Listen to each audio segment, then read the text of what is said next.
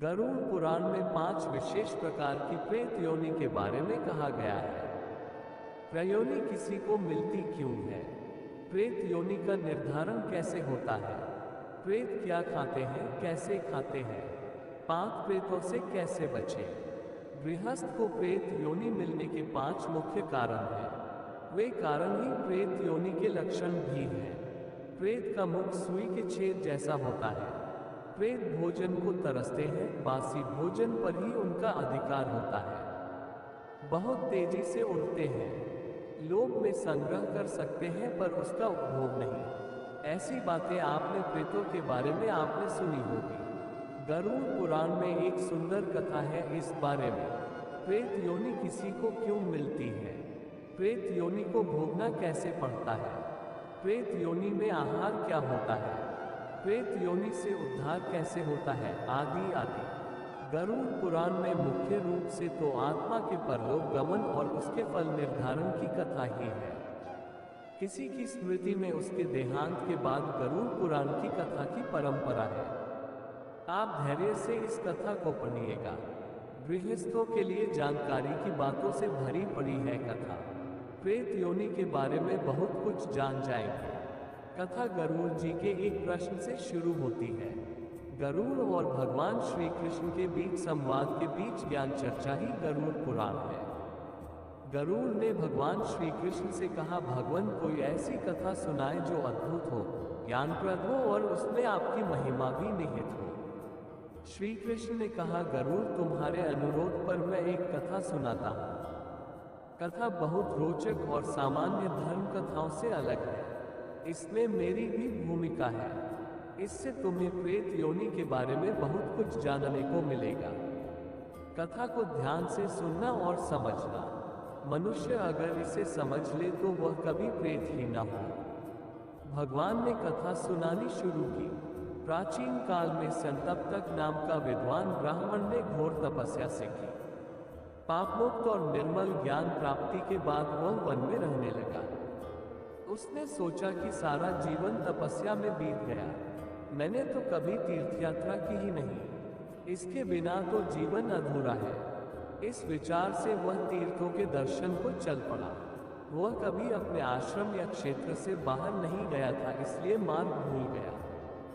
दोपहर हो गई। स्नान की इच्छा से वह सरोवर की खोज करता घने जंगल में पहुंच गया। वन इतना घना था कि उसमें पक्षियों तक के लिए भी मार्ग कठिन था। हिंसक जीव जंतु, पिशाचों और राक्षसों से भरा पड़ा था वन। डरावने वन को देखकर वह भयभीत तो था, पर जल और फल की खोज में भीतर घुस गया। कुछ ही कदम चला था कि बरगद के वृक्ष की एक शाखा से लटकता शव दिखाई दिया। शव को 5 भयानक प्रेत बड़े बीभत्स तरीके से खा रहे थे। प्रेत भी कुछ कम डरावने नहीं थे। प्रेतों के शरीर में हड्डी, धमनियां और चमड़ा ही शेष था। पेट पीठ में धंसा हुआ था। शव अभी ताजा ही लग रहा था। संतप्तक को तो जैसे काट मार गया। वह जड़वत खड़ा रह गया। उसका दुर्भाग्य कि प्रेतों ने उसे देख लिया और उसकी ओर दौड़ पड़े। प्रेतों ने उसे पकड़ लिया और इस बात पर झगड़ने लगे कि इसे कौन खाएगा। एक प्रेत अचानक संतप्तक को लेकर आकाश में उड़ चला। दूसरों ने उसका पीछा किया। सहजता से हाथ आए ताजे भोजन को कोई छोड़ना नहीं चाहता था। संतप्तक को लेकर वे आकाश में चले गए, किंतु बरगद पर लटका शव भी बहुत बासी नहीं था, इसलिए उसका शेष मांस खाने की भी उनकी इच्छा थी। प्रेत लटके हुए शव के पास आए। उस शव को पैरों में बांधकर फिर से आकाश में उड़ गए। भयभीत संतप्तक ने मेरा श्री कृष्ण स्मरण किया। वह इस स्थिति में भी निरंतर मेरी स्तुति कर रहा था। प्रार्थना सुनकर मैं वहां पहुंच गया। मैं संतप्तक की सहायता करना ही चाहता था कि मुझे भी कुछ कौतूहल हुआ। मैं अब चुपचाप प्रेतों के पीछे चलने लगा कि आखिर वे चाहते क्या है। जब प्रेत सुमेर पर्वत के पास पहुंचे तो वहां मुझे मणिभद्र नामक यक्ष मिला। मैंने मणिभद्र से कहा कि तुम रूप बदलने में प्रवीण हो। यक्षराज, इन प्रेतों की ऐसी प्रजाति बन जाओ जो इनसे बलवान हो, इन्हें परास्त कर सके। फिर इन्हें युद्ध की चुनौती देकर शव को ले भागो। मणिभद्र ने मेरे आदेश पर उन्हें युद्ध को ललकारा। प्रेतों ने पारियात पर्वत की सबसे ऊंची चोटी पर ब्राह्मण को उतारा, फिर पलटकर मणिभद्र की ओर आए। उन्होंने मणिभद्र को चारों ओर से घेर लिया, पर यक्षराज तब तक अदृश्य हो गया। प्रेतों ने उसे बहुत ढूंढा पर वह न मिला। वह मेरा कहा कार्य कर चुका था। पांचों प्रेत वापस पर्वत की चोटी पर पहुंचे और ब्राह्मण को मारने लगे। मारना आरंभ ही किया कि वहां मेरी उपस्थिति तथा संतप्तक किताब के प्रभाव से उन्हें पूर्वजन्म की स्मृति हो उठी। प्रेत रुक गए और ब्राह्मण की प्रदक्षिणा कर क्षमा मांगते हुए कहा, हे विप्रदेव, वृत्ति तो हमारी बड़ी बुरी है, पर आप हमें क्षमा कर दें। प्रेत संतप्तक के पैरों में लौटकर तो कभी उसकी प्रदक्षिणा करके क्षमा मांगने लगे। ब्राह्मण को घोर आश्चर्य हुआ। उसने कहा, आप लोग कौन हैं? क्या मैं कोई सपना देख रहा हूँ या यह मेरे मन का भ्रम है? मैं कुछ भी समझ नहीं पा रहा हूँ। आप पहले तो मेरे साथ दुर्व्यवहार कर रहे थे, अचानक विनय भाव दर्शाने लगे। अचानक इस बदले व्यवहार का क्या कारण है? प्रेतों ने कहा, हम सब प्रेत हैं। पूर्वजन्म में अपने पापों के चलते हमें ये योनि भोगनी पड़ रही है। हमारे नाम पर्युषित, शुचिमुख, शीघ्र, रोधक और लेखक है। संतप्तक ने कहा, तुम्हारे नाम बड़े विचित्र हैं। ये निरर्थक नहीं हो सकते। इन नामों के पीछे कोई न कोई तो कारण अवश्य है। मुझे इसका रहस्य बताओ। प्रेतों ने कहा कि हे पापरहित ब्राह्मण श्रेष्ठ, आपके दर्शन से हम सभी निष्पाप हो गए। इसीलिए हमें हमारे पूर्वजन्मों की स्मृति हो आई है। हम अपने पूर्वजन्मों के अपने कुकृत्यों और अपने विचित्र नामों का रहस्य आपको अवश्य बताएंगे। प्रेतों ने बारी बारी से बताना आरंभ किया। सबसे पहले पर्युषित बोला, आप विद्वान हैं, अतः ये तो जानते ही हैं कि पर्युषित बासी भोजन को कहते हैं। मैंने श्राद्ध के समय एक ब्राह्मण का अपने घर न्योता दिया था। ब्राह्मण बहुत वृद्ध था।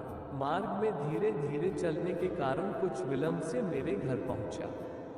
मुझे सुबह से ही भूख लग रही थी। मैं अपनी भूख को सह नहीं पाया। मैंने न तो ब्राह्मण की प्रतीक्षा की, न ही कोई श्राद्ध कार्य किया। भूख से बेचैन होकर मैंने श्राद्ध हेतु बने भोजन को चुपके से खा लिया। विलंब से पहुंचे ब्राह्मण के लिए कुछ भी नहीं बचा था। मैंने चालाकी से पर्युषित यानी बासी भोजन उसे खिला दिया। जानबूझकर किए इसी पाप से मुझे इस प्रेत योनि की प्राप्ति हुई। ब्राह्मण को पर्युषित भोजन देने के कारण मेरा ये नाम पड़ा। दूसरा प्रेत शुचिमुख बोला, मैं उस समय एक बलिष्ठ क्षत्रिय युवक था। एक ब्राह्मणी अपने 5 वर्षीय एकलौते पुत्र के साथ तीर्थ स्नान का लाभ लेने भद्रवत गई। मैं बड़ा दबंग और लुटेरा था। रास्ते चलते लोगों का सामान छीन लिया करता था। मैंने उस ब्राह्मणी के लड़के को जोर का घूंसा मारा। दोनों के वस्त्र और खाने का सामान छीन लिया। सर पर वार से चकराया लड़का अपनी माता से लेकर जल पीने लगा तो मैंने डपट दिया। भयानक डपट सुनकर वह बालक भय से बुरी तरह सहम गया। मैंने उसका जलपात्र उससे छीन लिया। उसमें थोड़ा सा ही जल बचा हुआ था। सारा जल मैंने ही पी लिया। इस तरह डर और प्यास से व्याकुल उस बालक की कुछ ही देर में मृत्यु हो गई। अपनी आंखों के सामने अपने प्यारे पुत्र को दम तोड़ते देख उसकी मां ने भी पास के कुएं में कूदकर जान दे दी। हे ब्राह्मण श्रेष्ठ, इस पाप से मैं प्रेत बना। इस पाप के चलते पहाड़ जैसा शरीर होने पर भी मेरा मुख सुई की नोक के बराबर ही है। मैं बलवान हूँ, छीन झपट कर भोजन आसानी से प्राप्त कर लेता हूँ, पर सुई के छेद जैसे मुख से उसको खाने में असमर्थ हूँ। भूख से व्याकुल बालक का भोजन छीनकर मैंने उसका मुंह बंद किया था। इससे मेरा मुंह सुई के नोक जैसा हुआ और मुझे शुचिमुख कहते हैं। अब शीघ्र बोला, मैं तो एक धनवान वैश्य था। कारोबार के लिए देश परदेश की यात्रा करता ही रहता था। एक बार अपने एक घनिष्ठ मित्र के साथ व्यापार करने दूसरे देश को गया। दुर्भाग्य से इस यात्रा में व्यवसाय मेरे मन के अनुसार नहीं हुआ। हर जगह घाटा ही हुआ। स्थिति ऐसी भी आई कि मेरा धन समाप्त हो चुका था। मेरे मित्र के पास बहुत धन था। मेरे मन में उस धन के लिए लोभ आ गया। एक बार हम दोनों नाव से एक नदी से एक स्थान से दूसरे स्थान को जा रहे थे। जल मार्ग लंबा और नदी विशाल और गहरी थी। मेरा मित्र थककर सो गया। लालच से मेरी बुद्धि क्रूर हो उठी थी। मैंने उचित अवसर भांपकर अपने मित्र को नदी में धकेल दिया। नाविक सहित कोई भी इस बात को न जान सका। मित्र के हीरे, जवाहरात, सोना आदि लेकर मैं अपने देश लौट आया। सारा सामान अपने घर में रखकर मैंने मित्र की पत्नी से जाकर कहा कि मार्ग में डाकुओं ने प्यारे मित्र को मारकर सब सामान छीन लिया। मैं बहुत दुखी हूँ और किसी तरह से जान बचाकर भाग आया हूँ। मेरे मित्र की पत्नी ने अपने पति के वियोग में आग लगाकर जान दे दी। मैं बाधा विहीन हो प्रसन्न मन भर लौट आया। जीवन भर उस धन का उपभोग किया, आनंद लूटा। पर जब मैं मरा तो मेरा ये पाप साथ आया। मित्र को नदी में फेंककर शीघ्र घर लौट आया। उसके कारण मुझे प्रेत योनि भुगतने का दंड मिला। उस प्रकरण के चलते मेरा नाम शीघ्र हुआ। रोदक बोला, हे विप्रवर, मैं शूद्र जाति का था। राजा और राज्य की अच्छी सेवा के बदले राजा से मुझे उपहार में 100 गांव मिले थे। मेरे परिवार में वृद्ध माता पिता और एक छोटा सगा भाई था। लोभ से मैंने भाई को अलग कर दिया। मेरे पास अपार धन था, जबकि भाई भोजन वस्त्र की कमी से दुखी रहने लगा। उसे दुखी देख माता पिता मेरे मना करने पर भी मुझसे छिपाकर उसकी सहायता कर देते थे। कभी वस्त्र देते तो कभी भोजन और अन्न। जब मुझे ये बात पता चली तो क्रोधित होकर मैंने माता पिता को जंजीरों से बांधकर एक सूने घर में डाल दिया। अकेलेपन और कष्ट से कुछ दिन बाद वे वहीं जहर खाकर मर गए। माता पिता के मरने से छोटे भाई के पास कोई सहारा न रहा। छोटा भाई भी भूख से व्याकुल इधर उधर भटकता हुआ मर गया। इस पाप से मुझे ये प्रेत योनि मिली। अपने माता पिता को बंदी बनाने और रोक कर रखने के कारण मेरा नाम रोधक पड़ा। लेखक बोला, मैं उज्जैन का ब्राह्मण था। लोग मेरी प्रतिष्ठा मानते थे क्योंकि मैं वहाँ के प्रसिद्ध और संपन्न मंदिर का पुजारी था। राजा भी कभी कभी उस मंदिर में पूजा को आते। उस मंदिर में सोने की बनी और रत्न से जड़ी हुई बहुत सी मूर्तियां थीं। उन रत्नों को देखकर मेरे मन में पाप आ गया। मैंने नुकीले लोहे से मूर्ति के नेत्रों से चमकते रत्न निकाल लिए। क्षत विक्षत और नेत्रहीन विरूपित मूर्ति बहुत ही विकृत दिखने लगी। संयोग से अगली ही सुबह राजा उसी मंदिर में पूजा करने आ गया।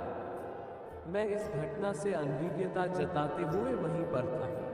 आखिर मुझ पर किसी को कहाँ शंका होगी। विकृत विरूपित अंधी देव मूर्तियां देख राजा क्रोध से तमतमा उठा।